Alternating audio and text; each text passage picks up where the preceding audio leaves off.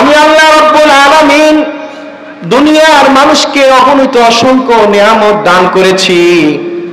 এই নিয়ামত উপভোগ করে এই নিয়ামতের সাগরে থেকে যারা আমি আল্লাহ রাব্বুল আলামিনের নিয়ামতের শুকরিয়া গুজার করবে, আমি আল্লাহ রাব্বুল আলামিনের নিয়ামতের কদর করবে, আমি আল্লাহ রাব্বুল আলামিন তাদের নিয়ামতকে বৃদ্ধি করে দিব। সুবহানাল্লাহ। শুধু তাই নয়, আল্লাহ রাব্বুল আলামিন বলেন আমি আল্লাহ তার হায়াতের জিন্দেগিতে তার যত নিয়ামত আছে আমি আল্লাহর পক্ষ থেকে ওই নিয়ামতকে তার জন্য প্রশস্ত করে দিব। সুবহানাল্লাহ। আল্লাহ তাআলা আমাদেরকে সুস্থতার নিয়ামত দান করেছেন, আল্লাহ তাআলা আমাদেরকে ইবাদত গুজার করার নিয়ামত দান করেছেন, আল্লাহ তাআলা আমাদেরকে কথা বলার নিয়ামত দান করেছেন, আল্লাহ তাআলা আমাদেরকে আল্লাহ তাআলা সকল প্রকারের নাফরমানি থেকে বেঁচে থাকার নিয়ামত দান করেছেন, আল্লাহ তাআলা আমাদেরকে বিভিন্ন ধরনের অঙ্গ প্রত্যঙ্গ দান করেছেন। এই নিয়ামতের শুকরিয়া যদি আমরা আদায় করতে থাকি, কিয়ামত পর্যন্ত যদি নিয়ামতের শুকরিয়া আদায় করি, তবুও আল্লাহ তাআলার নিয়ামতের শুকরিয়া কখনো আদায় করতে পারবো না। ঠিক কিনা বলেন? আমরা যদি এই মুহূর্তে সময় যদি কোনো হসপিটালে যাই, যদি আমরা হসপিটালে যাই, সেখানে গিয়ে দেখতে পারবো আল্লাহ তাআলা আমাদেরকে কত সুস্থতার নিয়ামত দান করেছেন। আমাদের মতোই মানুষ, আমাদের মতোই দুইটি হাত আছে, দুইটি চক্ষু আছে, দুইটি পা আছে, কিন্তু আল্লাহ তাআলা আমাদেরকে কত নিয়ামত দান করেছেন, কত নিয়ামত দান করেছেন। যদি ওই দৃশ্যগুলো যদি আমরা বাস্তবে দেখি, তখন বুঝতে পারবো আল্লাহ তাআলা ওই ব্যক্তির চাইতে, আল্লাহ তাআলা ওই বান্দার চাইতে আমাদেরকে কতটুকু ভালো রেখেছেন। সুবহানাল্লাহ। নিয়ামত থাকতে নিয়ামতের কদর করতে পারি না, নিয়ামতের শুকরিয়া আদায় করতে পারি না। যার দুইটা চোখ নাই সে বুঝতে পারে যে চোখের কি নিয়ামত, কি বলেন? যার দুইটা দাঁত নাই সে বুঝতে পারে যে দাঁতের কি নিয়ামত। গতকালকে দেখলাম যে এক লোকে বাজার থেকে বাজার নিয়ে বাড়িতে যাচ্ছে, আর লাঠির হাতের মধ্যে একটা লাঠি, সবাই বাজার নিয়ে বাসায় ফিরে যাচ্ছে, বাড়িতে যাচ্ছে, আর ওই অন্ধ লোক, আল্লাহ তাআলার ওই অন্ধ বান্দা, সে একটু করে হাঁটতেছে আর সামনে লাঠি দিয়া এরকম বাড়ি দিতেছে মাটির মধ্যে, গাছের মধ্যে। সে সামনের রাস্তা নিরাপদ আছে কিনা, সামনের রাস্তায় চলার মতো তার জন্য অনুকূল আছে কিনা, সে এরকম ধারণা করে, অনুভব করে সে সামনের দিকে আগাচ্ছে। আর যার যে দুটো চোখ আছে সে সুন্দরভাবে নিরাপদের সাথে সামনে সে নির্দ্বিধায় হেঁটে যাচ্ছে। ওই ব্যক্তি বুঝতে পারে যে দুইটা চোখের কত নিয়ামত। কি বলেন ভাই? তো আল্লাহ তাআলা আমাদেরকে নিয়ামত দান করেছেন, সুস্থতার নিয়ামত দান করেছেন। আল্লাহ তাআলা আমাদেরকে যদি অসুস্থ রাখতেন, তাহলে আমরা ওই বিছনা থেকে এখানে আসতে পারতাম না। এমনও হইতে পারতো যে আল্লাহ তাআলা আমাদেরকে হসপিটালে পাঠাইতে পারতেন। ভাইরা আমার, গতকালকে আমাদের পাশের এলাকার এক ভাই, আমার চাচা লাগে, শামসুল হক সাহেব, তিনি আল্লাহ পাকের ডাকে সাড়া দিয়ে পরকালের জগতে চলে গেছেন। আমি শুনে অনেক ব্যথিত হয়েছি, অনেক খারাপ লেগেছে আমার কাছে। বাড়িতে আসার পর যখন শুনলাম লোকটার ইন্তেকাল হয়ে গিয়েছে, আল্লাহ পাকের ডাকে সাড়া দিয়ে পরকালের জগতে চলে গেছেন, আমি মনে মনে ইন্না লিল্লাহি ওয়া ইন্না ইলাইহি রাজিউন পড়েছি, দোয়া করেছি আল্লাহর কাছে। ভাবলাম 9টার সময় জানাজা হবে, জানাজাতে যাব, কিন্তু যেই কোনো বিশেষ প্রোগ্রামের কারণে যেতে পারি নাই। ওই লোকটার জন্য রাত্রে অনেক আলোচনা করলাম, আল্লাহ পাকের কাছে দোয়া করলাম, জুমার নামাজে সাথীদেরকে নিয়ে, মুসল্লিদেরকে নিয়ে দোয়া করেছি। বলার উদ্দেশ্য হইল, ওই লোকটাও কিন্তু আমাদের সমাজে বসবাস করতেন, এই কাশিম মিয়ার বাজারে ব্যবসা করতেন। ওনার ছেলে বিদেশেতে থাকে, অনেক পয়সার মালিক, অনেক ভালো মানুষ ছিলেন, সম্ভ্রান্ত পরিবারের লোক ছিলেন, কিন্তু দেখেন তিনি আজকে আমাদের মাঝে নাই। আল্লাহ রাব্বুল আলামিন আবার আমাদেরকে যখন ডাক দেবেন, আমরাও আল্লাহ পাকের ডাকে সাড়া দিয়ে পরকালের জগতে চলে যেতে হবে। ঠিক কিনা বলেন? আল্লাহ তাআলা আমাদেরকে এখন সুস্থতার নিয়ামত দান করেছেন, হায়াত রেখেছেন, ঈমানের নিয়ামত দান করেছেন, কিন্তু আমরা এই নিয়ামতের শুকরিয়া আদায় করতে পারি না। বলবেন যে হুজুর কেন এই কথা বলতেছেন? আমার আপনার মতো অসংখ্য লোক গ্রামের মধ্যে আছেন, অসংখ্য লোক বাড়ি ঘরে বসবাস করতেছেন, অসংখ্য লোক চায়ের দোকানে আড্ডা দিতেছেন, কিন্তু আল্লাহ তাআলা হয়তো তাদেরকে হয়তো পরে সুযোগ করে দিবেন। কি বলেন? আমরা আল্লাহ তাআলা আমাদেরকে সুযোগ করে দিয়েছি বিধায় আমরা এখানে মাহফিলে আসতে পারছি, হযরত উলামায়ে কেরামদের কথা আমরা শুনবো, বয়ান শুনবো, সাহাবা আজমাইনদের জীবনী শুনবো, রাসূলুল্লাহ সাল্লাল্লাহু আলাইহি সাল্লামের সিরাত এবং সিরতের আদর্শের কথা আমরা শুনবো। কিন্তু অনেকে আসার সৌভাগ্য হয়নি এখনো। অনেকে আছেন বাড়িতে বসে বসে মাইকের আওয়াজ শুনতেছেন, কিন্তু মাইকের আওয়াজ শুনে ওখান থেকে বয়ান শোনা আর এখানে এসে শোনা পার্থক্য আছে কিনা বলেন? আছে। যদি এরকম হইতো যে ওখানে বসে বসে সওয়াব কামানো যায়, তাহলে মক্কা মদিনা থেকে ওই মক্কার ইমাম সাহেব ওখান থেকে নামাজ পড়াইতেছে, আর মোবাইল দেখে দেখে এখান থেকে তার সুরত, তার ছবি, তার আওয়াজ শুনে যদি আমরা এখান থেকে ইক্তেদা করি, তার পিছনে যদি নামাজ পড়ি, তাহলে এই নামাজ হবে? এই নামাজ কি হবে? বাইতুল মোকাররমের খতিব সাহেব জুমার নামাজ পড়াচ্ছেন, খুতবা দিচ্ছেন, আর আমরা যদি ভোলা থেকে তার পিছনে ইক্তেদা করি, আল্লাহু আকবার, এই নামাজ আদায় হবে? এই জন্য প্রত্যেকটা জিনিসের একটা পরিপূর্ণতা আছে, একটা সৌন্দর্য আছে। আর এই সৌন্দর্যটা হবে যখন বাস্তবে আল্লাহ তাআলার দেওয়া শরীর, জান, মাল সবকিছু দিয়ে সে যখন ওই স্থানে গিয়ে ইবাদত করবে, তখন ওই ইবাদতটা আল্লাহ তাআলার কাছে পরিপূর্ণতা পাবে। মুহতারাম হাজিরিন, আমার নামে ঘোষণা করা হয়েছে মাহফিলের উদ্বোধনী কিছু আলোচনা। এই মাহফিল কেন আমরা দিলাম? এই মাহফিলকে পিছনে এত কষ্ট, এত শ্রম, এত আর্থিক সবকিছু সহযোগিতা করে আমাদের এই মাহফিলের প্রোগ্রাম, যে যুব সমাজরা যে উদ্যোগ নিয়েছেন, যে এলাকাবাসী যে উদ্যোগ নিয়েছেন, এটার উদ্দেশ্য কি, এটার ফায়দা কি, এটা আমাদেরকে বুঝতে হবে। এটা আমাদেরকে বুঝতে হবে। যদি আমরা না বুঝি, তাহলে শুধু মনে হবে যে শুধুমাত্র আমরা আনুষ্ঠানিকতা, আনন্দ উপভোগ করার জন্য শুধু আমরা মাহফিলের প্রোগ্রাম দিয়েছি। বিষয়টা তা নয়। এই মাহফিলটা হলো একমাত্র আল্লাহ এবং আল্লাহ রাজি খুশি করার জন্য। আল্লাহ তাআলার কাছে কিভাবে আমরা মাফি পাবো, ক্ষমা পাবো, আল্লাহ তাআলাকে কিভাবে আমরা রাজি খুশি করাইতে পারি, কিভাবে আমাদের জীবনের জিন্দেগি সুন্দর করতে পারি, পরকাল যেন আমাদের কিভাবে সুন্দর হয়, এই জন্য এই মাহফিল দেওয়া। মুহতারাম হাজিরিন, এই মাহফিলে আসার দ্বারা, উলামায়ে কেরামদের কথা শোনার দ্বারা, বলার দ্বারা, তখন আমাদের ভিতরে আল্লাহ এবং আল্লাহ রসুলের কথা মনে পড়বে, আমাদের ভিতরে আল্লাহর ভয় আসবে, আমাদের ভিতরে তাকওয়া আসবে, আমাদের মধ্যে তখন নামাজ পড়ার উৎসাহ প্রেরণা আসবে। ঠিক কিনা বলেন? এই যে আমরা, আপনারা মাথায় টুপি দিয়েছি, একটু পানি, মাথায় টুপি দিয়েছি, মুখে দাড়ি রেখেছি, সুন্নতি লেবাস পরেছি, 5 ওয়াক্ত নামাজ পড়তেছি, মাহে রমজানে রোজা রাখতেছি, এগুলা কিভাবে আমরা শিখছি? আমরা কার থেকে শিখছি? হযরত উলামায়ে কেরামদের থেকে শিখছি। ঠিক কিনা বলেন? আমরা হযরত উলামায়ে কেরামদের থেকে শিখছি। এরকমটা নাই যে আমার বাবা, আমার দাদা, পর দাদা, তার পরের দাদা, তাদের থেকে শিখছি, বিষয়টা কিন্তু এরকম নয়। হ্যাঁ, আমাদের বংশধরদের মধ্যে যদি কোনো আলেম থাকে, সে আলেমদের মাধ্যমে আমরা এগুলো শিখেছি। কারণ আলেমরা কোরআন হাদিস রিসার্চ করছেন, সেই জ্ঞান তারা ধারণ করেছেন, তাদের মাধ্যমে আমরা এই সুরত সিরত আহরণ করেছি, ধারণ করেছি, শিক্ষা অর্জন করছি। এই জন্য কোনটা হালাল আর কোনটা হারাম, কোনটা জায়েজ আর কোনটা না জায়েজ, এগুলো আমাদের জন্য করা সহজ হবে। এই মাহফিল আসার দ্বারা, বসার দ্বারা, শোনার দ্বারা তখনই আমরা বুঝতে পারবো কোনটা হালাল আর কোনটা হারাম, কোনটা জায়েজ আর কোনটা না জায়েজ। এই সমস্ত মাহফিল, ওয়াজ মাহফিল আসার দ্বারা এগুলা তখন আমরা জানতে পারবো। আর যদি আমরা না আসি, না বুঝি, তাহলে আমরা বুঝতে পারবো না, জানতে পারবো না। আমাদের পরবর্তী প্রজন্ম যারা আছে, এই যে ছোট্ট ছোট্ট বাচ্চারা, তাদেরকে আমরা জানাইতেও পারবো না, বুঝাইতেও পারবো না, নিজেরও আমল করতে পারবো না। এই জন্য এই ওয়াজ মাহফিল দেওয়ার উদ্দেশ্য। মুহতারাম হাজিরিন, হযরত উবাই ইবনে কাব রাদিয়াল্লাহু তাআলা আনহুকে ওমর রাদিয়াল্লাহু তাআলা আনহু প্রশ্ন করলেন, হুজুর, তাকওয়া কি জিনিস? আল্লাহকে যে ভয় করা, এই ভয় কি জিনিস? তাকওয়া শব্দটা খুবই একেবারে ছোট্ট একটা কথা, ছোট্ট একটা শব্দ। যারা কোরআন শরীফ পড়তে পারেন, কোরআন শরীফের বিভিন্ন জায়গায় তাকওয়া, ইয়া আইয়ুহাল্লাযীনা আমানুত্তাকুল্লাহ, আমানুত্তাকুল্লাহ, এরকম বহু জায়গায় আছে। হযরত ওমর রাদিয়াল্লাহু তাআলা আনহু উবাই ইবনে কাব রাদিয়াল্লাহু তাআলা আনহুকে সম্বোধন করে বলতেছেন, হুজুর, তাকওয়া কি জিনিস? হযরত উবাই ইবনে কাব রাদিয়াল্লাহু তাআলা আনহুকে হযরত ওমর রাদিয়াল্লাহু তাআলা আনহুকে বলতেছেন, হে ওমর, তুমি দুনিয়ার মধ্যে জঙ্গল, এরকম বড় বাগান তুমি কি দেখেছো?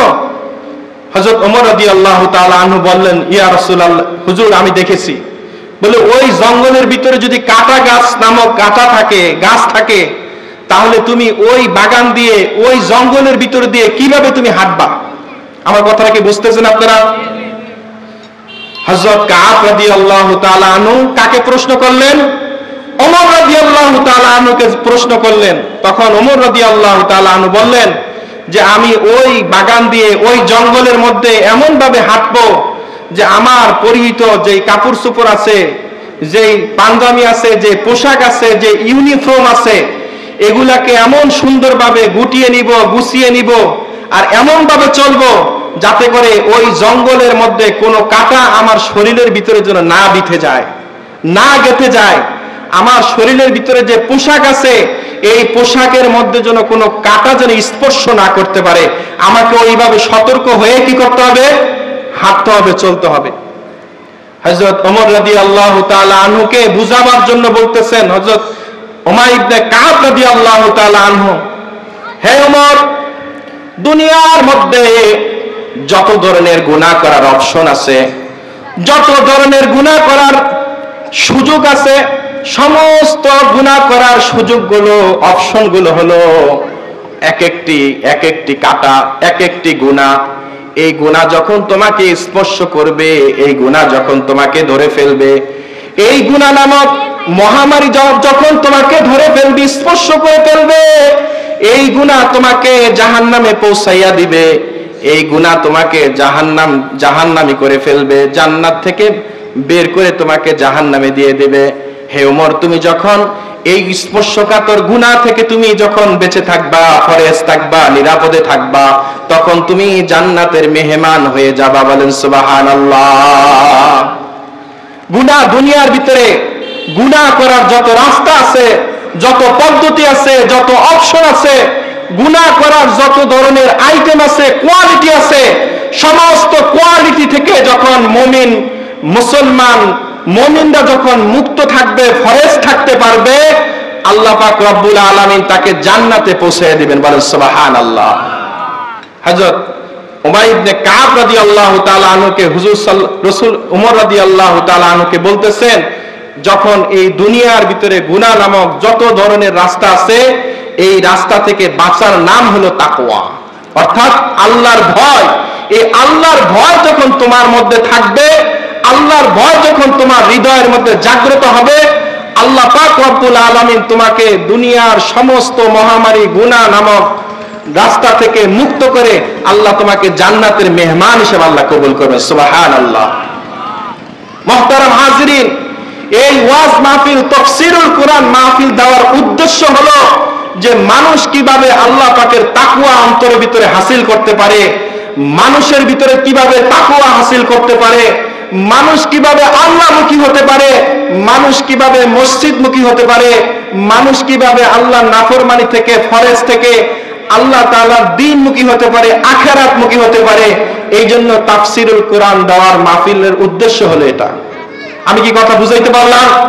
মুহতারাম হাজিরিন, আমরা যেই কোনো কাজ করি, কাজের একটা উদ্দেশ্য থাকে, মাকসাদ থাকে। যদি সেই কাজ করার শুরুতেই যদি আমাদের উদ্দেশ্য ঠিক না থাকে, মাকসাদ যদি ঠিক না থাকে, তাহলে ওই কাজ কখনই আমরা করব না। ঠিক কিনা বলেন? আমি রাস্তা দিয়ে হেঁটে যাচ্ছি, আমার মাথায় একটা বোঝা উঠিয়ে দিল 10 কেজি বা 20 কেজি, বলেন আমি কি এমনি কি বেরিতে নিব, বাজারে নিব? বলেন। যদি সেই লোকটা বলে, পথচারী বলে যে ভাই তুমি আমার এই বোঝাটাকে বেরির বাজার পর্যন্ত পৌঁছে দাও, তোমাকে আমি এই টাকা দিব, এই হাদিয়া দিব, এরপর তোকে আমি নিব নাকি? আমি হেঁটে গেলাম আর আমার মাথায় দিয়ে দিল, আর আমি এমনি যাব, এটা কি সম্ভব? তাহলে আমার যাওয়ার উদ্দেশ্য কি? যদি আমি বোঝা বাজারে পৌঁছে দেই, তাহলে আমি এখান থেকে কিছু বেনিফিট পাবো, কিছু লাভ পাবো, কিছু টাকা পাবো, একটা উদ্দেশ্য তো আছে। ঠিক প্রত্যেকটা কাজেরই একটা উদ্দেশ্য আছে। এই কোরআন তাফসীরুল মাহফিল, এই ওয়াজ মাহফিল দেওয়ার উদ্দেশ্য হলো এটা, যে মানুষ কিভাবে এই সমস্ত ওয়াজ মাহফিলে এসে দ্বীনি কথাবার্তা শুনবে, উলামায়ে কেরামদের নেক নজর পাবে, উলামায়ে কেরামদের জবান থেকে মূল্যবান কথা শুনবে, দ্বীন ইসলামের কথা শুনবে, এই কথা শোনার দ্বারা মানুষের ভিতরে, দিলের ভিতরে আল্লাহ তাআলার মহব্বত তৈরি হবে। আর এই তৈরি হওয়ার দ্বারা আল্লাহ তাআলার ভয় মানুষের ভিতরে আসবে। তখন মানুষ আল্লাহ তাআলার নাফরমানি থেকে বেঁচে মানুষ ঈমানদারদের অন্তর্ভুক্ত হয়ে যাবে। বলেন সুবহানাল্লাহ। মুহতারাম হাজিরিন, আমাদের সমাজের, আমাদের এলাকার যে সকল যুবক ভাইরা, তাদের সকলের সহযোগিতায়, তাদের সকলের সমন্বয়ে আজকের এই কোরআন তাফসীরুল মাহফিল আমরা করতে পেরেছি এবং আমরা করতে যাচ্ছি আজকে এবং আগামী কালকে। এর মাকসাদও তাই যে আমরা কিভাবে আল্লাহ তাআলার প্রকৃত মুমিন হতে পারি, আল্লাহ তাআলাকে কিভাবে আমরা যা রাজি এবং খুশি করাতে পারি। আল্লাহ তাআলা আমাদের আকাবেরদেরকে, আমাদের ময়মুরব্বীদেরকে, আমাদের আত্মীয় স্বজনকে, আমাদের পিতামাতাকে সকলকে যেন আল্লাহ তাআলা মাফ করে দেন। কি বলেন? এটাই তো আমাদের মাকসাদ, উদ্দেশ্য, নাকি ভাই? উদ্দেশ্য এটা নয় যে আপনাদের থেকে 2000 টাকা, 5000 টাকা, 10,000 টাকা, 20,000 টাকা নিলাম আর এখানে কিছু টাকা জমাইলাম আর এই টাকা দিয়ে আমরা অন্য কিছু কাজ করলাম। বিষয়টা কিন্তু এরকম না। যদি আপনারা এই ধরনের মন মানসিকতা রাখেন তাহলে কিন্তু আমাদের এই প্রোগ্রাম, এই ওয়াজ মাহফিল, তাফসীরুল কোরআন মাহফিলের যে মাকসাদ, যে উদ্দেশ্য, এই মাকসাদ কখনো উদ্দেশ্য হাসিল হবে না। মুহতারাম হাজিরিন, আর যদি আমাদের নিয়তকে সহি করতে পারি, উদ্দেশ্যকে যদি আমরা সহি করতে পারি, ইখলাসকে যদি আমরা সহি করতে পারি, তাহলে আমাদের এই ওয়াজ মাহফিল, তাফসীরুল কোরআন মাহফিল আল্লাহ তাআলার কাছে কামিয়াব হবে, সফলতা হবে। অন্যথায় এই ওয়াজ মাহফিল নিয়ে যারা ষড়যন্ত্র করবে, যারা বৃদ্ধাঙ্গুল প্রদর্শন করবে, যারা উলামায়ে কিরামদেরকে নিয়ে কটাক্ষ করবে, যারা দ্বীন ইসলামকে নিয়ে কটাক্ষ করবে, আল্লাহ তাআলা রব্বুল আলামিন তাদের ব্যাপারে কঠিন হুঁশিয়ার করে দিয়েছেন। যারা দিনের পর দিন, যুগের পর যুগ, বছরের পর বছর দ্বীন ইসলামকে নিয়ে, রাসূলদেরকে নিয়ে, সাহাবীদেরকে নিয়ে, উলামায়ে কিরামদেরকে নিয়ে, দ্বীন এবং ইসলামকে নিয়ে যারা যুগের পর যুগ কটাক্ষ করেছে, ব্যঙ্গচিত্র করেছে, তাদেরকে আল্লাহ রাব্বুল আলামিন তাদেরকে সাথে সাথে সাজা দিয়েছেন। যেমনি ভাবে ফেরাউন দ্বীন এবং ইসলামের বিরুদ্ধাচরণ করেছিল, আল্লাহ তাআলার উপর পরিপূর্ণ বিশ্বাস এবং ঈমান না আনার কারণে, যেমনি ভাবে আবু জাহেল আল্লাহ তাআলার উপরে ঈমান আনয়ন করে নাই এবং দ্বীন এবং ইসলামের উপর বিরুদ্ধাচরণ করেছিল, যেমনি ভাবে নমরুদ আল্লাহ তাআলার উপর পরিপূর্ণ ঈমান এবং ইসলাম না আনার কারণে আল্লাহ তাআলা তাদেরকে দুনিয়া থেকে লানত করে দিয়েছেন, তাদেরকে দুনিয়াতে তা আল্লাহ তাআলা গজব দিয়ে শেষ করে দিয়েছেন। মুহতারাম হাজিরিন, এই যুগে যারা ঈমান এবং ইসলাম, আল্লাহ এবং আল্লাহর রাসূলের উপর, উলামায়ে কেরামদের শানে কোন ধরনের বেয়াদবি করবে, কটাক্ষ করবে, ওই আল্লাহ তাআলা এখনো আছেন এবং থাকবেন, কিয়ামত পর্যন্ত থাকবেন। এবং তার যারা বেয়াদবি করবে, যারা দ্বীন এবং ইসলামের উপর বিরুদ্ধাচরণ করবে, আল্লাহ তাআলা তাদের শানে, তাদের সাথে এরকম আল্লাহ তাআলা বিরুদ্ধাচরণ করবেন। মুহতারাম হাজিরিন, যেই কথা বলার উদ্দেশ্য হলো যে আমাদের এই কোরআন তাফসীর মাহফিল করা এবং এই আয়োজন করা, ব্যবস্থাপনা করা, আমাদের এই যুবক ভাইদের যে উদ্দেশ্য, যে মাকসাদ। এমনও আছে অনেক ভাইরা, তারা এক ভাই দিছে টাকা, আরেক ভাই শুনে দিয়ে দিছে সাথে সাথে। সে জানো না, বুঝো না, সে চিন্তা করলো যে আমার এলাকার, আমার সমাজের ভাইরা ওয়াজ মাহফিল করবে, কোরআন তাফসীর করবে, আমি বুঝি আর না বুঝি, এখানে যা হোক বা না হোক, আমি এখানে কিছু টাকা অংশগ্রহণ করি। এই মাকসাদ নিয়ে, এই মনের আবেগ নিয়ে, এই আনন্দ চিত্রে সেই টাকাগুলো এখানে দান করেছে বা অনেকে করবে বা করতে চাচ্ছে। সকলের উদ্দেশ্য থাকা এটাই যে এই কোরআন তাফসীর মাহফিল, আল্লাহ আল্লাহ রাসূলের কথা হবে, আল্লাহর দ্বীনের কথা হবে, মানুষ যেন দ্বীনদার হয়ে যায়, মানুষ যেন নামাজি হয়ে যায়, মানুষ যেন মুত্তাকি হয়ে যায়, মানুষের ভিতরে যেন আল্লাহর ভয় ঢুকে যায়, মানুষ যেন এরকম সমস্ত নাফরমানি থেকে মুক্ত হয়ে আল্লাহ তাআলার ইবাদত গুজার হয়ে যায়। মুহতারাম হাজিরিন, হযরত ওমর রাদিয়াল্লাহু তাআলা আনহুর মধ্যে, হযরত ওমর রাদিয়াল্লাহু তাআলা আনহু খলিফাতুল মুসলিমিন ছিলেন, অর্ধজাহানের বাদশা ছিলেন। হযরত ওমর রাদিয়াল্লাহু তাআলা আনহুর একটা অভ্যাস ছিল, আদত ছিল, রাতের অন্ধকারে গভীর রজনীতে ছদ্মবেশে বিভিন্ন মানুষের খোঁজ খবর নিতেন, মানুষের শাসন অবস্থা জানতেন, বিভিন্ন গ্রামে গ্রামে ঘুরে বিভিন্ন জায়গায় জায়গায় গিয়ে মানুষের খোঁজ খবর নিতেন, মানুষের ঈমান আমলের অবস্থা জানতেন, মানুষের আমানতদারি জানতেন। হযরত ওমর রাদিয়াল্লাহু তাআলা আনহু একবার প্রচন্ড গরমের মধ্যে, প্রচন্ড রৌদ্রের মধ্যে কোথাও রওনা হচ্ছিলেন। হযরত ওমর রাদিয়াল্লাহু তাআলা আনহু দেখতে পেলেন একটা যুবক, একজন রাখাল অনেকগুলো বকরি চড়াইতেছে, ছাগল চড়াইতেছে। হযরত ওমর রাদিয়াল্লাহু তাআলা আনহু ওই রাখাল ভাইকে জিজ্ঞাসা করলেন, রাখাল ভাই, তুমি এই বকরিগুলা কার বকরি চড়াইতেছো, ছাগলগুলো কার ছাগল চড়াইতেছো? রাখাল বলল, হযরত আমার সামনে যেই রাখাল বকরিগুলা দেখতেছেন, যেই ছাগলগুলো দেখতেছেন, এগুলো মূলত আমার নয়। এই ছাগলগুলো যে মালিক সে অনেক দূরে আমার থেকে। হযরত ওমর রাদিয়াল্লাহু তাআলা আনহুর উদ্দেশ্য হলো তার ঈমান এবং আমলের অবস্থা কি, তার হালত কি। হযরত ওমর রাদিয়াল্লাহু তাআলা আনহু তাকে পরীক্ষা করার জন্য একটা মেসেজ দিলেন, হে রাখাল ভাই, তুমি দেখতে পাচ্ছ প্রচন্ড রৌদ্র, অনেক গরম, আমার পানি পিপাসা লেগেছে, কোথাও কোনো পানির ব্যবস্থা নেই। তোমার এই বকরি থেকে যদি এক পেয়ালা পানি দুধ পান করাও তাহলে আমার হয়তো পানির পিপাসাটা দূর হয়ে যাবে। হযরত ওমর রাদিয়াল্লাহু তাআলা আনহু অনেক কাকুতি মিনতি বলে ওই রাখাল ভাইকে প্রস্তাব দিলেন। রাখাল ভাই বললেন, হযরত যে বকরিগুলা দেখতেছেন এই বকরির মালিক মূলত আমি নই, আমার থেকে মালিক অনেক দূরে, অনেক দূরে। কারণ ওই যুগে কোনো মোবাইলের ব্যবস্থা ছিল না, কোনো নেটের ব্যবস্থা ছিল না, কোনো চিঠিপত্রের প্রদান করার কোনো ব্যবস্থা ছিল না। এখনকার বর্তমান যুগে মিনিটের মধ্যে খবর নেওয়া যায়, ঠিক কিনা বলেন? আপনার ছেলে সৌদি আরবে থাকে, আপনার বাড়িতে আপনার মেয়ের বিবাহ, এই বিবাহের অবস্থা কেমন হবে, বিবাহের অনুষ্ঠান কেমন হবে, বিবাহের অনুষ্ঠানে কতজন মেহমান আসবে, সব কিছুর আইডিয়া এবং সব কিছুর ব্যবস্থা খবর আপনার ছেলের কাছে পৌঁছাইতে পারবেন। কিন্তু ওই সময় মানুষ দিনের পর দিন, বছরের পর বছরও মানুষ এক জায়গায় থেকে আরেক জায়গায় খবর পৌঁছাইতে পারতো না। ওই রাখাল ভাই ওমর রাদিয়াল্লাহু তাআলা আনহুকে বলল, আমার কাছে আমার মালিক তো এখানে উপস্থিত নাই, আমি আমার মালিকের অনুমতি ছাড়া আপনাকে দুধ পান করাইতে পারবো না। হযরত ওমর রাদিয়াল্লাহু তাআলা আনহু আরো আরেকটি সুন্দরভাবে প্রস্তাব পেশ করলেন, রাখাল ভাই, তুমি একটা কাজ করো, একটি বকরি আমার কাছে বিক্রি করে দাও। এই বকরিটা বিক্রি করলে তোমাকে আমি কিছু পয়সা দিয়ে দিব, কিছু টাকা দিয়ে দিব।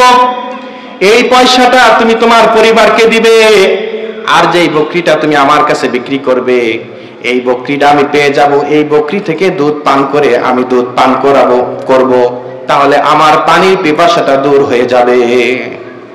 বকরি দেখেন কত বড় আল্লাহওয়ালা, কত বড় বুজুর্গ, কত বড় আমানতদারি। রাখাল ভাই বলল যে না, আমার মালিকের অনুমতি ছাড়া আপনার কাছে আমার এই ছাগল, এই বকরি বিক্রি করার কোনো পারমিশন নেই। ওমর রাদিয়াল্লাহু তাআলা আনহু বলল, তুমি তোমার মালিককে এইভাবে বলবে, পাশে একটা বড় একটা জঙ্গল আছে, এই জঙ্গলের মধ্যে একটা হিংস্র প্রাণী এসে আপনার একটি বকরিকে ধরে খেয়ে ফেলছে। সেই বকরিকে রক্ষা করার মতো আমার কোনো সামর্থ্য ছিল না, আমার কোনো শক্তি ছিল না, আমি নিজেও ভীত হয়ে গিয়েছি। এই বকরিটিকে একটি হিংস্র প্রাণী এসে বকরিটিকে খেয়ে ফেলছে। তুমি যখন এইভাবে বুঝাবে তোমার মালিককে, তোমার মালিক বুঝে যাবে। ওই বকরি রাখাল ভাই বলল, না না না, আমার মালিককে হয়তো বুঝাইতে পারবো, এইভাবে বুঝাইলে হয়তো সে বুঝে নিবে, কিন্তু আমার মালিক, আপনার মালিক একজন তো আছে, তিনি কে? তিনি হলেন আল্লাহ। সেই আল্লাহকে আমি বুঝাইতে পারবো না। সুবহানাল্লাহ। আমার মালিক, আপনার মালিক একজন আছেন, তিনি সব কিছু দেখতেছেন, তিনি সব কিছু জানেন, তিনি সব কিছু বুঝেন। আমার মালিককে ফাঁকি দিয়ে আপনার কাছে কিছু মূল্যে আমার এই ছাগলটাকে, বকরিটাকে বিক্রি করে দিব, কিন্তু আমার মালিক হয়তো আমার কাছে নেই। কিন্তু যেই মালিক আমাকে সৃষ্টি করেছেন, আপনাকে সৃষ্টি করেছেন, যেই মালিকের কাছে আমার আপনার মৃত্যু, যেই মালিকের কাছে আমার আপনাকে কাঠগড়ায় দাঁড়াইতে হবে, সেই মালিককে আমরা কোনোভাবে বুঝাইতে পারবো না, ঠিক কিনা? সামান্য একটা রাখাল বার এই কথা শুনে হযরত ওমর ইবনে খাত্তাব রাদিয়াল্লাহু তাআলা আনহু এই রাখাল ভাইকে বুকের সাথে জড়ায়া ধরছেন, জড়ায়া ধরে বলতেছেন, হে রাখাল ভাই, তোমার মতো যত আমানতদারি যতদিন আল্লাহর এই জমিনে থাকবে, আল্লাহর এই জমিনে থাকবে, যতদিন দুনিয়া থাকবে, এই দুনিয়ার মধ্যে কখনো আযাব আর গজব আসবে না। সুবহানাল্লাহ। এইভাবে জড়া ওই রাখাল ভাইকে বলতেছেন যে তোমার মতো এরকম আমানতদারি, তোমার মতো এরকম ন্যায় ইনসাফকারী যতদিন আল্লাহর জমিনে থাকবে, ওই জমিনে আল্লাহর পক্ষ থেকে কখনই আল্লাহ তাআলা গজব আসবে না। তো ঠিক যখন মানুষ এরকম আল্লাহওয়ালা হয়ে যাবে, যখন মানুষ আল্লাহর ভয় অন্তরের ভিতরে থাকবে, তখন আপনাকে আমাকে কোন সিকিউরিটি দিয়ে, পাহারা দিয়ে, কোন ধরনের সিসি ক্যামেরা দিয়ে তাকে পাহারা দিতে হবে না। ঠিক কিনা বলেন? আজকে দেখেন অনেক বড় বড় ব্যবসায়ী, অনেক বড় বড় দোকানদার, তাদের দোকানেও কিন্তু কর্মচারী থাকে। কি বলেন, থাকে না? কত ধরনের সিকিউরিটি দিয়ে রাখে, কত ধরনের পাহারা দিয়ে থাকে, কত ধরনের শপথ করে নেয়, কিন্তু 100 ভাগের 100 ভাগ ওই রকম আমানতদারি কিন্তু পাচ্ছে না। আমি আপনি অন্যের অধীনে কাজ করতেছি, বুকে হাত দিয়ে বলতে পারবো যে আমি তার যেইভাবে কাজ করার দরকার ছিল, তার হক যেইভাবে আদায় করার দরকার ছিল, সেইভাবে কি আমরা করতে পারতেছি? যদি আমরা ওইভাবে ওই রাখাল ভাইয়ের মতো যদি এরকম হকদার হইতাম, আমানতদারি হইতাম, তাহলে ওই আল্লাহ রাব্বুল আলামিন আজকের এই পৃথিবীতে, আজকের এই জমানেও আল্লাহ তাআলা ওইরকম বরকত দ্বারা মানুষকে ভরপুর বরকত দান করতেন। ঠিক কিনা? এই জন্য এই সমস্ত ওয়াজ মাহফিল আসার দ্বারা, বয়ান শোনার দ্বারা, ওলামায়ে কেরামদের কথা শোনার দ্বারা মানুষের মৃত অন্তরগুলো আবার জাগ্রত হবে, মৃত দিলগুলো আবার পুনরায় উজ্জীবিত হবে। মানুষ তখন আল্লাহওয়ালা হয়ে যাবে, মানুষ তখন দিনদার হয়ে যাবে, না মানুষ তখন নামাজি হয়ে যাবে। আপনার ছেলেকে আপনার আল্লাহর 30 দিন আপনি বলতেছেন, বাবা তুমি নামাজ পড়ো, নামাজ পড়ো, বাবা তুমি সৎভাবে চলো, বাবা তুমি হালাল হারাম বুঝা চললো, বাবা তুমি কাউকে ঠকায়ো না, বাবা তুমি কারো মাথায় বাড়ি দিও না। ঠিক কিনা? আমরা এরকম বলি কিনা, বা আমাদেরকে এরকম বলা হয় কিনা? হ্যাঁ, তখনই ভালো হবে যখন আল্লাহ পাকের ভয় মানুষের ভিতরে চলে আসবে। যখন মানুষের ভিতরে ভয় আল্লাহ পাকের চলে আসবে, তখন মানুষ দিল থেকে, নিজের থেকে মানুষ এরকম মুত্তাকি হয়ে যাবে, ফরেজগারি হয়ে যাবে, আল্লাহওয়ালা হয়ে যাবে, মুখলিসিন হয়ে যাবে, জান্নাতের মেহমান হয়ে যাবে। মুহতারাম হাজিরিন, এজন্য আমরা ওই সমস্ত লোকেরা সৌভাগ্যবান যারা আল্লাহ পাকের ডাকে সাড়া দিয়ে, যারা একত্রিত হয়, আবার আল্লাহ পাকের ডাকে সাড়া দিয়ে আবার এই একত্রিত হওয়া থেকে আবার যার যার জায়গায় ফিরে যায়। তারাই হলো কাল হাশরের ময়দানে আরশে আজিমের ছায়াতলে তারা আশ্রয় পাবে। আপনারা এই হাদিসটা শুনেছেন, কাল হাশরের ময়দানে এক শ্রেণীর মানুষ আল্লাহ তাআলার আরশে আজিমে আশ্রয় পাবে, ছায়া পাবে, যেই সময় কোনো ছায়া থাকবে না। সেই সময়টা হলো, ওই সময়টা হলো তাদের জন্য যারা আল্লাহ তাআলার জন্য, দ্বীনের জন্য একত্রিত হয়েছে, সমবেত হয়েছে, একত্রিত হয়েছে, এবং একত্রিত হয়ে আল্লাহ তাআলার ইবাদত করে, আল্লাহ তাআলার গুণগান গায়, আল্লাহ তাআলার বরত্ব প্রকাশ করে। তারাই হইল ওই সমস্ত জান্নাতের মেহমান।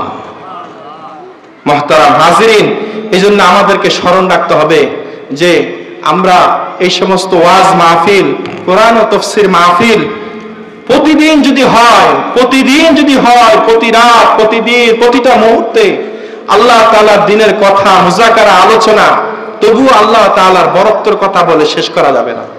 ঠিক কিনা বলেন? আল্লাহ তাআলা সূরা জারিয়ার মধ্যে এক আয়াতের মধ্যে বলেন, ওয়াযাক্কির ফাইন্না যিকরা তানফাউল মুমিনিন। আল্লাহ রাসূলকে আল্লাহ বলতেছেন, হে রাসূল, আপনি আপনার সাহাবীদেরকে নিয়ে, মুমিনদেরকে নিয়ে দ্বীনের আলোচনা করতে থাকুন, দ্বীনের আলোচনা করতে থাকুন, বলতে থাকুন, মুযাকারা করতে থাকুন। বলতে শুনতে তখন তারা আমার ইবাদত করবে, তারা আমার গুণগান গাবে, তারা আমার হুকুম পালন করাওয়ালা হবে। হ্যাঁ, তারা এরকম জায়েজ নাজায়েজ বুঝতে পারবে।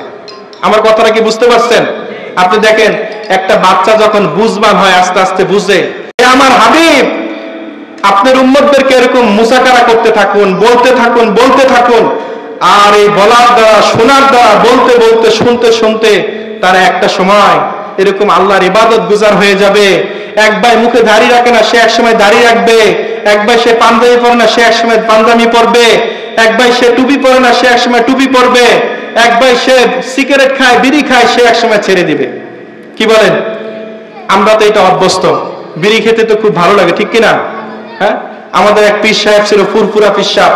উনি যখন দোয়া করতেন আর তখন বলতেন, আল্লাহ যারা সিগারেট খায়, বিড়ি খায়, তারা তাদের জন্য ক্যান্সার হয়, তখন বলতেন আপনারা সবাই বলেন আল্লাহুম্মা আমিন। তো মুসল্লিরা কেউ বলতো না। আপনারা বলেন না কেন? আমি আপনাদেরকে নিয়ে দোয়া করতেছি না? বলেন আমার সাথে, বলেন আল্লাহ যারা সিগারেট খায়, বিড়ি খায়, তাদের জন্য ক্যান্সার হয়, বলেন আল্লাহুম্মা আমিন। তো চুপ থাকতো। দেখেন, আপনি জানেন না, শুন না, আপনার একটা রোগ হোক, আপনার একটা ক্ষতি হোক, আপনি এটা চান না, কিন্তু আল্লাহ তাআলা এরকম দয়া করে, মায়া করে, মুমিন মুসলমান সে যেন জাহান্নামী না হয়, এরকম দয়া করে, মায়া করে আল্লাহ তাআলা বারবার বলতেছেন, ও মানুষ, আমার রাসূলের উম্মত, তোমরা আসো, ভালো কাজের দিকে আসো, মসজিদের দিকে আসো, ওলামাদের বয়ান শোনো, ওলামাদের সোহবতে থাকো, তাদের ওয়াজ নসিহত শোনো, তাদের দ্বীনের পথে আসো। তোমাদের পূর্বপুরুষ যারা কবরে চলে গেছে, মৃত্যুবরণ করেছে, তাদেরকে তোমরা স্মরণ করো। তোমাদের থেকে অনেক শক্তিদার মানুষ ছিল তারা, তাদের অনেক শক্তি ছিল, অর্থ করিতে, টাকা পয়সাতে তাদের অনেক ক্ষমতা ছিল, তারা অনেক বাহাদুর পুরুষ ছিল। তোমরা তাদেরকে স্মরণ করো, তাদেরকে অনুসরণ করো এবং স্মরণ করো যে তারা যেভাবে তাদের মৃত্যু হয়েছে, তোমাদেরও কিন্তু এরকম মৃত্যু হবে। এইভাবে আল্লাহ রাব্বুল আলামিন রাসূলকে এরকম সম্বোধন করে কোরআনের বিভিন্ন জায়গায় আল্লাহ তাআলা বলেন, হে রাসূল, আপনি আপনার উম্মতদেরকে এরকম নিয়ে দ্বীনের আলোচনা করুন, মুযাকারা করুন। এরকম আলোচনা করার দ্বারা মানুষের ভিতরে দ্বীন জানার, বোঝার আগ্রহ বাড়বে, পয়দা হবে। এই জন্য মুহতারাম হাজরিন, আপনাদের খেদমতে আমরা ইনশাআল্লাহ আজকের এই প্রথম দিন এবং আগামীকালকে আমাদের সবাই, আমরা কিন্তু ব্যস্ত, সবাই কিন্তু কর্মকাজে, আমরা কিছু না কিছু কাজের সাথে জড়িত আছি। যেহেতু আল্লাহ তাআলা নিজেই বলেছেন, মানুষ তোমরা আমার ইবাদত করো এবং রিজিকের জন্য তোমরা ছড়িয়ে ছিটিয়ে পড়ো। এটা কার কথা ভাই? আল্লাহর কথা। এরকম না যে তুমি মসজিদের এক কোণে বসে শুধু জিকির করো, তাসবিহ পড়ো, দোয়া করো। এটা আল্লাহ তাআলা বলেন নাই। আল্লাহ তাআলা বলছেন, বান্দা সময় হইলে, হুকুম হইলে, আল্লাহ পাকের যে ইবাদতের সময় আছে, ইবাদত করো, আর ফাঁকে ফাঁকে তোমার রিজিকের অন্বেষণ করো, রিজিক তালাশ করো। তুমি এরকম আল্লাহর জমিনে ছড়িয়ে ছিটিয়ে যাও। এজন্য আমরা সবাই কোনো না কোনো কাজে, কোনো না কোনো কর্মে ব্যস্ত আছি, কিন্তু এর মধ্য থেকে সময় নিয়ে, একটু সময় নিয়ে আমাদেরকে সময় বের করে আজকে এবং আগামীকালকে আল্লাহ রাসূলের জন্য একটু সময় যদি আমরা দেই, তাহলে এই সময়টা আমার, আপনার, আমাদের সকলের, আমাদের গ্রামবাসীর এমন হইতে পারে আল্লাহ তাআলা এর উসিলা আমাদেরকে নাজাত দান করবেন। ঠিক কিনা বলেন? জীবনে কত সময় চলে গেছে, কত রাত্র চলে গেছে, কত দিন চলে গেছে, কত সপ্তাহ চলে গেছে, কত মাস চলে গেছে, কত বছর চলে গেছে, কিন্তু এমন একটি দিন, এমন একটি রাত্র, এমন একটি সেকেন্ড, এমন একটি মিনিট হতে পারে আমার আপনার জন্য নাজাতের কারণ। এমন একটি রাত্র হতে পারে আমার আপনার জান্নাতে যাওয়ার একটি রাস্তা। এই জন্য আমরা যদি এটা মনে করি যে আমাদের এই মাহফিল আজকে এবং আগামীকালকে আমরা নিজেরাও আসবে, আমার বন্ধু বান্ধব, আমার পাশের লোক, আমার পাশের ভাই, আমার পাশের চাচা, আমার সহপাঠী, আমার প্রতিবেশী, আমার অন্য এলাকার ভাই হোক, আমি যদি সবাইকে এরকম দাওয়াত দিয়ে আমার এই মজমায় যদি আমি আনতে পারি, তাহলে তাদেরকে যদি আমি দ্বীনি কথাবার্তা শোনাইতে পারি, হতে পারে এই উসিলা আমি জান্নাত পেয়ে যাব। কি বলেন? এই জন্য ওয়াজ মাহফিল, গতকালকে আমি জুমাতে আলোচনা করেছি যে ওয়াজ মাহফিল মাশাআল্লাহ সব মসজিদে মসজিদে এখন হয়, সব বাজারে বাজারে হয়, কিন্তু তাই বলে এটা মনে করা যাবে না যে ওয়াজ মাহফিল তো হচ্ছে, বয়ান শুনে কি হবে।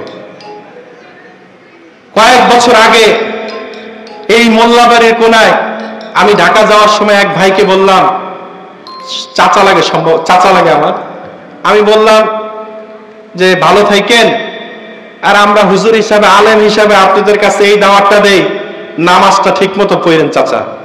কি বললাম? 5 ওয়াক্ত নামাজ ঠিক মতো পড়েন। উনি উনার জ্ঞানের যেটা বুঝছে ওই জ্ঞান ধারণ করে ওইটা আমাকে উত্তর দিলেন, নামাজ পড়ে কি হবে আর কি হয়েছে? কথা বুঝেন তো? ঈমান থাকবে? ঈমান থাকবে? আল্লাহর কোরআন অস্বীকার করার জন্য পুরা কোরআনকে অস্বীকার করার দরকার নাই। কেউ যদি কোরআনের একটা নকতা, একটা জেরকে যদি বলে যে এটা এরকম না এটা এরকম, তার ঈমান থাকবে? কোরআন শরীফকে, পুরা কোরআন শরীফ অস্বীকার করার এটা প্রয়োজন না, শুধু একটা নকতাকে যদি অস্বীকার করে, একটা জের জবরকে যদি অস্বীকার করে, ঈমান চলে যাওয়ার মতো এতটুকুই যথেষ্ট। এই জন্য সবসময় খেয়াল রাখতে হবে যে আমাদের ঈমান আমল, আমাদের দ্বীন, আমাদের তরবিয়ত, আমাদের আমল আখলাক কোন পর্যায়ে আমরা পৌঁছেছি, আমরা কোন অবস্থায় আছি। আমরা প্রতি মুহূর্তে প্রতিনিয়ত কিন্তু আমরা কবরের দিকে কিন্তু অগ্রসর হচ্ছি। প্রতি মুহূর্তে কিন্তু আমাদেরকে মৃত্যু কিন্তু বারবার আহ্বান করতেছে, কবর কিন্তু আমাদেরকে বারবার আহ্বান করতেছে, আসো কবর, আমি তোমাদের জন্য অপেক্ষা করতেছি, আমি তোমাদের জন্য অপেক্ষমান আছি, আমার কবরের মধ্যেই তোমরা আসবা। কিন্তু মেয়ের মহতারাম হাজরিন, আমরা কি নিয়ে যাব? আমাদের কি প্রস্তুতি আছে? আমাদের এই 70-80 বছরের জিন্দিগি, 100 বছরের জিন্দিগি, 40-50 বছরের জিন্দিগি আমরা কি করে নিলাম? এই জন্য মহতারাম হাজরিন, আমাদেরকে সবসময় 3টা কথা খেয়াল রাখতে হবে যে আমরা কোথায় থেকে আসছি, কোথায় ছিলাম, আর এখন কোথায় আছি। কোথায় থেকে আসছি, এখন কোথায় আছি, আবার কোথায় যাব। আমার 3টা কথা বুঝতে পারছেন তো? আমরা কোথায় ছিলাম, এখন কোথায় আছি, আবার কোথায় যাব। যদি আপনি এই 3টা কথা সব সময় মনে রাখতে পারেন, সেটা আপনার কর্মের মধ্যে হোক, আপনার ঘুমের মধ্যে হোক, আপনার খাবারের মধ্যে হোক, আপনার আরাম আয়েশের মধ্যে হোক, যদি আপনি এই 3টা কথা যদি স্মরণ করতে পারেন, আর যদি আপনি বুদ্ধিমান হন, তাহলে দেখবেন এর উত্তর আপনি কিন্তু অটোমেটিকলি আপনি পেয়ে যাবেন যে আমি একসময় কোথায় ছিলাম, আমি এখন কোথায় আছি, আবার আমার যাওয়ার গন্তব্য কোথায়। মুহতারাম হাজিরিন, এই জন্য বুক বড় অনেক কথা, অনেক আলোচনা, কিন্তু একা আলোচনা করলে তো আর হবে না। হযরত উলামায়ে কেরাম আছেন, ইনশাআল্লাহ গুরুত্বপূর্ণ আলোচনা হবে। পাক এশা আমাদের প্রধান যে আলোচক, উনি আলোচনা করবেন। ইনশাআল্লাহ আমরা শেষ পর্যন্ত ইনশাআল্লাহ কথাগুলো শুনবো এবং আমল করব। আল্লাহ পাক রব্বুল আলামিন ওই কথাগুলো যেন হযরতের জবান থেকে মুখ দিয়ে বের করে দেন, যেই কথাগুলা শুনলে পরে, আমল করলে পরে আল্লাহ তাআলা আমাদের উপর রাজি এবং খুশি হয়ে যান।